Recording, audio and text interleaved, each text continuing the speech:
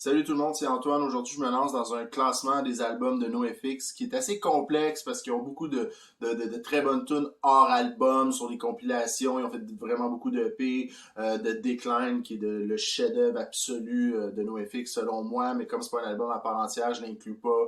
Pour ceux qui ne le savent pas, Maximum Rock'n'Roll, c'est une compilation de leur vieux EP qui a été faite à leur insu, donc ça non plus. J'ai hésité pour Fuck the Kids puis Surfer, mais c'était pas présenté officiellement comme des nouveaux albums. Et en plus, il y a des tunes qui ont été reprises comme Stranger Than Fishing sur Pump Up the Volume, Murder the Government, I'm Telling Tim sur So Long and Thanks for All the Shoes. Donc ça aussi, je les ai mis de côté. Il était sorti juste en vinyle aussi à l'époque. Alors vraiment, je me concentre sur les 14 albums. Liberal Animation étant le premier single, le dernier à ce jour.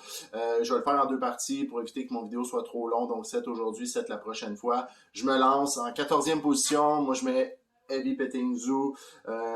Ils ont essayé quelque chose, puis c'est correct, c'est tout en leur honneur. Ils ont voulu sortir de leur zone de confort, des tunes dans différentes tonalités, des choses comme ça.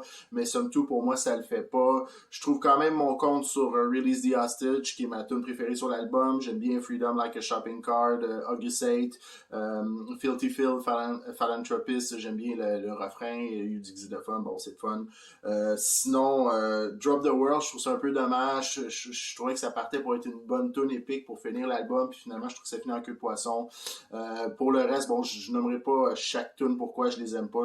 Grosso modo, j'ai pas accroché au reste de l'album. D'ailleurs, Fat Mike a déjà mentionné dans une entrevue qu'il considérait que c'était le moins bon album de NoFX. J'avoue que je suis d'accord avec lui. À titre anecdotique, à l'arrière de l'album Coaster, qui est sorti plus tard, on peut voir en sous-vert tous les albums du line-up actuel, donc depuis que LFA est dans le band, sont tous là sauf Heavy Petting Zoo, puis j'ai l'impression qu'il n'a pas été mis de côté par hasard. Bref, c'est peut-être moi aussi là, que c'est peut-être un addon, mais je pense pas. Alors, je me lance pour la 13e position. J'ai pas la copie physique, ce qui en dit long parce que je suis assez collectionneur côté musique. C'est le premier album, Liberal Animation. C'est très crusty punk, comme j'aime dire. C'est sale, le vocal est pas au point, c'est plus crié, mais tant qu'à écouter de la musique comme ça, j'aime mieux y aller avec des bands qui ont vraiment approfondi ce style-là. Mais bon, c'est juvénile, c'est un premier album qui a le mérite d'être énergique, je peux comprendre. J'ai quand même du plaisir à l'écouter. Somme toute, j'ai plus de plaisir à écouter Liberal Animation qu'Heavy Petting Zoo. Mais bon, il se retrouve quand même en 13e. Il y a comme chanson mémorable, entre guillemets, un peu mémorable. Il y a Shut Up Already, que j'aime quand même bien. Beer Bong, qu'on se souvient à cause du refrain parce qu'il rote, mais bon, c'est pas très glorieux. Sinon, I Live in a Cake, au début, les premières phrases, comment il chante, on entend un petit indice de ce que Fat Mike va devenir comme chanteur par la suite. Il y a justement, en parlant de Fat Mike, il a dit que le son de NoFX c'était un mélange de RKL, DI, puis Bad Religion. On sent que le côté Bad Religion n'était pas tout à fait au rendez-vous à ce moment-là, surtout avec l'album Suffer qui l'a beaucoup inspiré. Puis je pense que quand Liberal Mission était sorti, il n'avait pas encore entendu Suffer, puis ça paraît. D'ailleurs, je suis pas sûr des dates, mais je pense qu'il est sorti un petit peu avant. Cela étant dit, moi, c'est l'album que je mets en 13e position. Il y a quand même des bouts instrumentales très cool. Les meilleurs bouts de l'album sont instrumentales, ce qui en dit quand même long sur le vocal. Ce qui m'amène à la 12e position, ça, je vais me faire lancer des tomates, je sais qu'il est dans le top 5, même voire en première position pour bien des gens, mais moi, c'est White Trash to Eve's and a Being. Pourquoi? Je trouve que ça part vraiment en force avec les trois premières tunes. Sold Out, Stick in My Eyes, Bob. Vraiment, vraiment intense. Mais selon moi, jamais l'album va retrouver cette intensité-là. Il y a des tunes que je trouve quand même cool, comme She's Gone. J'aime bien une tune qui est considérée comme un filler de Bag. Je la trouve cool. Mais j'ai pas tant accroché You're Bleeding, Lisa and Louise. Je trouve que Bugly Eyes est plus ou moins pertinente. Alors voilà, pour moi, ça le fait, mais à moitié, puis c'est pour ça que j'ai le mis en 12e place. J'aime fabuler sur un album. Juste avant, il y a Longest Line, le EP qui est sorti, puis je soupçonne qu'il y a peut-être des tunes qui ont été composées en parallèle, puis je me dis, les 5 tunes de Longest Line, avec les 3 premières de White Trash, puis une ou deux autres de White Trash, ça aurait fait vraiment un très très bon album, qui serait très certainement dans mon top 5, mais bon, c'est ça, puis j'ai pas la science infuse non plus, c'est vraiment juste mes goûts pour le plaisir d'en discuter. 11e position, c'est un album qui me fait quand même mal de classer aussi bas. Côté production, je trouve qu'il sonne vraiment très bien. Mais bon, j'y vais avec War on Heroism. Ça commence bien, les 4 premières tunes. Mes préférés oscillent entre Separation Between Off Church and Skate puis The Idiots Are Taking Over. J'aime beaucoup ces deux-là. Franco and American aussi se démarque. J'aime les paroles. J'ai aimé aussi la vidéo qu'il avait faite pour ça.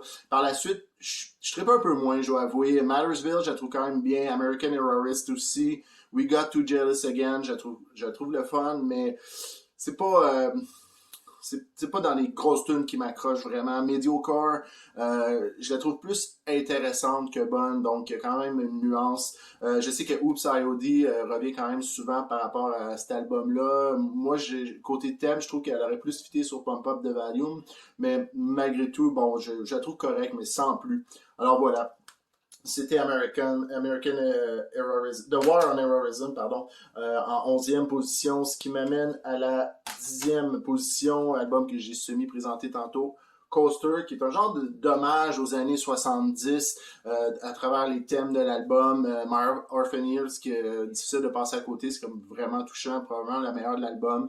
Je veux mentionner Eddie, Bruce and Paul, pour ceux qui ne le savent pas, ça fait référence au groupe Iron Maiden. Moi, Iron Maiden, c'est autant NoFX dans le punk rock, c'est ma plus grosse inspiration musicale. Là. Je suis bassiste, là, je suis musicien moi aussi, puis dans le métal, c'est Iron Maiden. Ce qui est drôle, c'est Fat Mike est réputé pour ne pas aimer le métal, puis Bruce Dickinson puis Steve Harris d'Iron Maiden sont réputés pour ne pas aimer le punk. D'ailleurs, référence, Eddie, c'est le mascotte d'Iron Maiden. Bruce Dickinson, Bruce, c'est le chanteur le plus connu du groupe, il y en a plusieurs. Et Paul fait référence au chanteur qui est là sur les 2 premiers albums, Paul Di'Anno. Clairement, Fat Mike a préféré Iron Maiden à l'époque de Paul Di'Anno, qui avait un côté un petit peu plus punk-ish. Puis dans la tune on entend, il dit Paul got fucked by Steve. Steve fait référence à Steve Harris, qui est vraiment le leader d'Iron Maiden. Un jour, je ferai une vidéo sur eux. Bref, je pense que LFA est pas tout à fait d'accord avec Fat Mike parce qu'on le voit souvent porter des t-shirts d'Iron Maiden dans des vidéos, entre autres dans Backstage Passport. On le voit porter un t-shirt de No Prayer for the Dying, qui est un album avec Bruce Dickinson. Moi non plus, d'ailleurs, je trouve que c'est vraiment très beau ce qu'ils ont fait par la suite.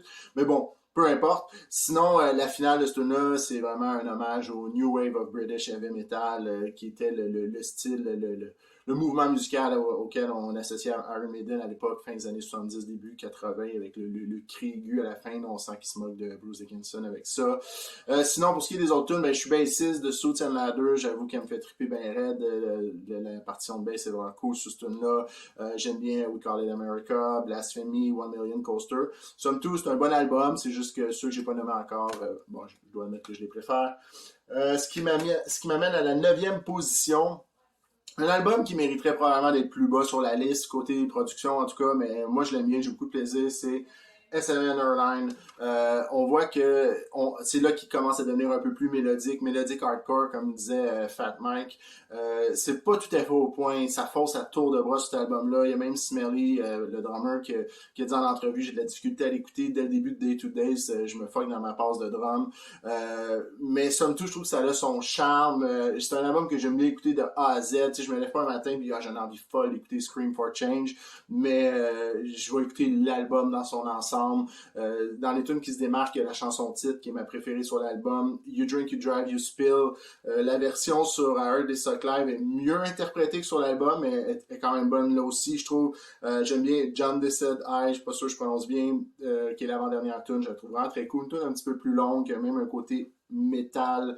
Je pense que Fat Mike aimerait pas m'entendre en ce moment, mais c'est ce que je trouve, puis ça me plaît.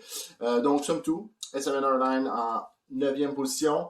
Ce qui m'amène au dernier pour aujourd'hui, la 8e position. J'y vais avec l'avant-dernier album, First Ditch Effort. Je dois avouer que ça me fait vraiment mal de classer cet album-là aussi bas, parce que c'est, dans l'ensemble, je trouve que c'est vraiment une œuvre de qualité. Beaucoup d'expérimentation. Ça me fait un peu penser à V-Petting Zoo en ce sens-là, mais vraiment plus réussi. Plus dark aussi. C'est un petit avant-goût de ce qui s'en vient avec l'apogée de Fat Mike à son plus dépressif avec Cokie the Clown, que j'ai adoré, soit dit en passant. Donc, sur cet album-là, les chansons qui se démarquent, j'y vais, je dirais Generation Z, d'abord et avant tout, la dernière. J'aime la tune, mais à la fin, la finale, il y a vraiment un travail de montage audio que je trouve hallucinant. T'as la fille de Fat Mike, celle de Tony Sly qui crie bon Generation Z par-dessus le poème qui est lu. J'aime vraiment l'agencement de son, je trouve ça vraiment, vraiment bon. C'est une des tunes, juste pour ça, dans mon top 10 de tunes préférées de NoFX à vie. Sinon, 6 Years on Dope, je la trouve très cool. I Don't Like Me Anymore, I'm a Travis Light aussi. Mais il y a des moments très bas sur l'album, c'est pour ça que je le classe en 8e. Oxymoronic, j'avoue qu'elle me gosse. Je la trouve un peu bonbon. Vous allez me dire, ça parle de produits pharmaceutiques, de pilules, ça fit, mais moi, j'ai pas accroché du tout sur cette tune-là. Je suis pas fou de Deadbeat Mom ni Bye Bye Biopsy Girl, mais bon, question de goût. D'ailleurs, pour terminer, un petit indice sur mon top 3, j'ai parlé de Cokie the Clown un peu plus tôt. Il y a une chanson qui a été reprise d'un des albums de NoFX sur Cokie the Clown, et cet album de NoFX-là est dans mon top 3. Donc pour ceux qui connaissent vraiment bien leur discographie, vous savez de quel album et de quelle tune je parle. Donc pour aujourd'hui, je m'arrête là. Je ferai une autre vidéo pour les 7 premiers. Merci.